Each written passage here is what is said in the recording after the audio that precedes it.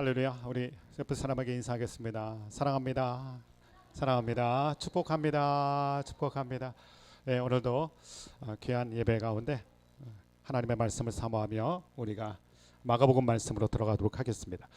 오늘 우리에게 주신 말씀 마가복음 7장 24절에서 30절입니다. 마가복음 7장 24절에서 30절 한 절씩 하나님 말씀 교독하겠습니다. 예수께서 일어나사 거기를 떠나사 두로 지방으로 가서 한 집에 들어가 아무도 모르게 하시려 하나 숨길 수 없더라. 한 여자가 예수의 소문을 그 여자는 헬라인이요 수로보니게 족속이라 자기 딸에게서 귀신 쫓아내 주시기를 간구하거늘 예수께서 이르시되 자녀의 떡을 취하여 개들에게 던짐이 마땅치 아니하니라. 여자가 대답하여 이르되 주여 올소이다마는 상 아래 개들도 아이들이 먹던 부스러기를 먹나이다. 그래서 이르시되 이 말을 하였으니 돌아가라 귀신이 내 딸에게서 나갔느니라 하시매. 같이 읽겠습니다. 여자가 집에 돌아가 본즉 아이가 침상에 누웠고 귀신이 나갔더라. 아멘. 우리가 지난주에 정결 논쟁 같이 말씀을 나눴습니다. 바리새인과 서기관들이 진상조사단으로 와서 예수님을 염탐하는 가운데 제자들이 더러운 손으로 음식을 먹는 것을 보면서 부정하다.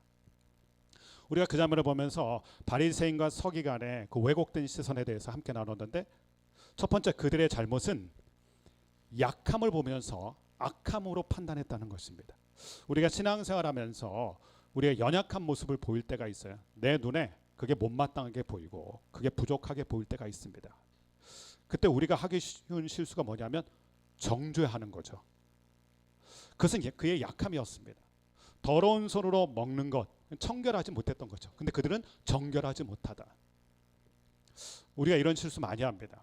우리 신앙에 어떤 룰을 세우고 나만의 기준을 세워서 그렇게 믿어야 돼. 이렇게 신앙생활해야 돼. 근데 그것에 합당하지 않으면 그 사람을 깎아내리거나 정죄하는 것. 이것이 우리를 병들게 만들죠. 우리가 위더처치 공동체를 하면서 반드시 이것을 조심해야 됩니다. 약함을 긍휼히 여길 수 있는 예수님의 마음. 그런데 바리새인과 서기관은 약함을 악함으로 봐서 정죄하게 되는 그런 모습이 있었죠. 두 번째, 바리새인과 서기관들이 그토록 붙들고 있었던 게 무엇이냐면 사람들의 전통, 사람들의 계명. 그래서 예수님 얘기하셨어요. 그것은 사람들의 전통이다. 우리가 붙들어야 될 게 무엇입니까? 사람들 혹은 우리 공동체가 만든 어떤 질서와 전통이 아닙니다. 우린 전통을 붙드는 게 아니라 정통한 하나님의 말씀을 붙들어야 된다. 우리가 무엇인가를 세워가고 만들어가겠지만 이 기초부터 조심해야 됩니다. 이렇게 해야 돼 저렇게 해야 돼 우리들만의 전통을 만들 게 아니라 철저하게 말씀으로 가서 이것이 말씀에 합당한가 하나님 말씀에 정통한 것인가 이것이 우리의 기준으로 우리가 삼아야 될 것입니다. 세 번째는 예수님께서 고르반을 얘기하시면서 너희가 사람들의 전통 만들어서 하나님의 계명보다 사람의 계명 사람의 전통을 더 먼저 우선시하는구나. 우리가 이럴 수 있죠. 말씀보다 우리가 세워놓은 어떤 질서가 더 우선인데 그것을 사람들의 계명이라고 얘기하셨어요. 사람들의 전통. 그런데 바리새인들과 서기관이 그렇게 전통으로 삼았던 것의 결론이 뭡니까? 다 그게 자랑거리로 가요. 우린 이렇게 믿는다. 이 정도로 믿는다. 이 정도로 헌금한다. 이 정도로 봉사한다. 근데 하나님의 계명은 결론이 달라요. 10계명 하나님의 계명은 다 사랑이죠. 그러므로 우리가 주의해야 될 게 있어요. 우리가 자랑하는 성도 자랑하는 교회가 될 것인가 사랑하는 공동체가 될 것인가. 하나님의 계명은 사랑을 붙들게 만들어요. 바리새인과 서기관의 모습을 보면서 예수님이 지적하신 게 그거죠. 너희에게 근본적으로 사랑이 없다. 자랑은 많으나 사랑이 없다. 이거 지난주에 함께 나눴던 말씀이에요. 그 말씀 이후에 오늘 본문으로 이어지는데 오늘 본문 말씀 보면 그 유명한 수로보니게 여인의 믿음이 나옵니다. 복음서에 보면 예수님께서 믿음을 극찬하셨던 두 사람이 있어요. 백부장, 로마 백부장, 그리고 이 수로보니게 여인. 이 두 사람을 보면서 제가 궁금한 것도 있고 놀라운 점도 있어요. 궁금한 것, 첫 번째 궁금한 것. 예수님께서 언제나 믿음 있는 사람을 찾으시는데 왜 딱 두 사람이었을까? 이게 너무 궁금해요. 예수님이 칭찬에 인색하신 분은 아니잖아요. 근데 예수님이 이만한 믿음을 본 적이 없다. 이게 백부장에 대한 칭찬이었고, 수로보니게 여인에 대해서는 마태복음 15장 말씀 보면 이 여인이 큰 믿음을 가졌다. 믿음을 칭찬하셨을 때 예수님이 감탄하면서 감격하면서 이 두 사람을 칭찬하셨습니다. 인색하시지 않는 예수님인데 왜 두 명뿐이었을까? 이것은 진짜 믿음을 가진 사람들이 그만큼 적다는 걸 보여줍니다. 우리가 믿음 있는 척은 많이 하는데 정말 우리가 정말 순결한 믿음을 갖고 있는가? 그런 사람 정말 드물다. 그러니까 예수님 눈에 이 두 사람밖에 안 보였다는 거예요. 그게 놀라운 점이고, 두 번째 이 두 사람의 특징이 있는데 정통 유대인이 아니에요. 우리는 믿음의 조상 아브라함의 피를 혈통으로 이어받은 믿음의 사람이라고 주장했던 사람들에게서 믿음이 나온 게 아니라 이방 사람, 로마 사람, 그리고 수로보니게 여인, 이 가나안 여인에게서 믿음이 나왔다는 거예요. 의외죠. 정말 믿음을 칭찬받을 만한 사람은 아브라함의 혈통에서 나올 줄 알았는데 의외로 의외성이죠. 전혀 믿음이 없어 보일 만한 사람에게서 믿음이 나왔다. 여러분, 우리도 조심해야 돼요. 우리 참 믿음 있어 보이는 사람들이 많이 모여 있거든요. 그러나 정말 믿음이 있는가는 다른 문제죠.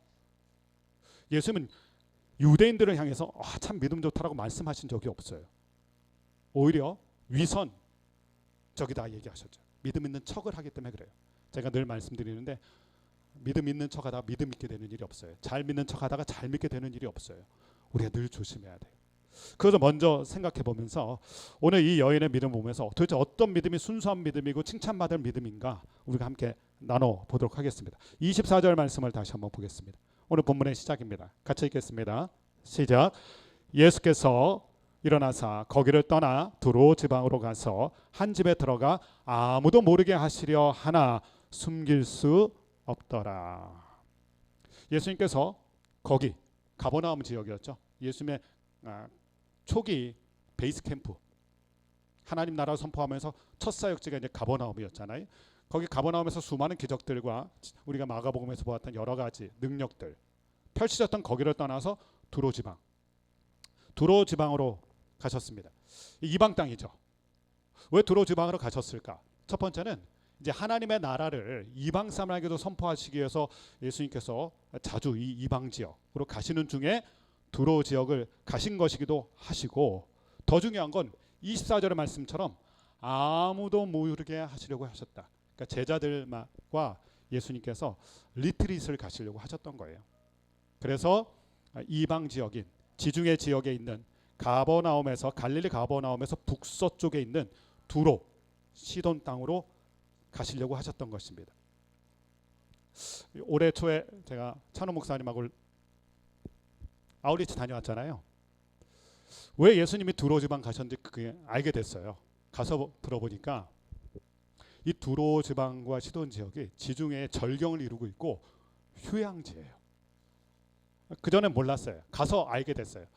그래서 많은 사람들이 휴양을 즐기러 이 두로 지방으로 갑니다. 아주 경치가 좋다고 하고 바로 이제 인근에서 이제 지중해가 펼쳐져 있기 때문에 풍경이나 경치가 아주 좋다고 해요. 그래서 예로부터 이 두로 지방이 휴양지, 사람들에게 사랑받는 휴양지였다고 해요. 그러니까 예수님께서 아마 제자들과 함께 오붓한 시간을 가시라고 이 두로 지방으로 가셨던 것 같아요. 근데 거기서 누구를 만나시게 되냐면 이방 여인의 믿음 좋은 이 이방 여인, 절대 믿음을 보여준 이 여인을 만나시게 돼요. 계속해서 말씀을 한번 읽어보겠습니다. 만남의 장면 25절 26절입니다. 같이 읽어보겠습니다. 시작. 이에 더러운 귀신 들린 어린 딸을 둔 한 여자가 예수의 소문을 듣고 곧 와서 그 발 아래에 엎드리니 그 여자는 헬라인이요 수로보니게 족속이라. 자기 딸에게서 귀신 쫓아내 주시기를 간구하거늘. 분명히 아무도 모르게 호젓하게 오붓하게 시간을 즐기려고 하셨는데 이미 예수님에 대한 소문은 파다하게 나서 숨길 수가 없었어요. 숨을 수가 없었어요. 많은 사람들이 밀물처럼 몰려오기 시작했는데 그때 한 여자가 눈에 들어옵니다. 이 여자. 이 여자에 대해서 좀 전에 읽은 말씀을 통해서 우리가 몇 가지 사실을 알게 되는데 25절 말씀 보면 첫 번째, 이 여인의 딱 한 사정이에요. 더러운 귀신 들린 어린 딸을 둔 한 여자. 귀한 딸이 있는데 이 딸아이에게 약함이 있어요. 더러운 귀신 들렸어요. 어떠한 장면이 펼쳐질지 우리가 상상이 되죠. 굉장히 곤란한 어려움을 겪고 있는, 그래서 절망과 고통 가운데 있는 그러한 한 여자예요. 두 번째, 이 여인이 예수의 소문을 듣고 왔어요. 저는 이 장면이 참 귀하다고 생각해요. 소문을 듣고 왔다. 여러분, 예수님 소문 들은 사람 한두 사람이었을까요?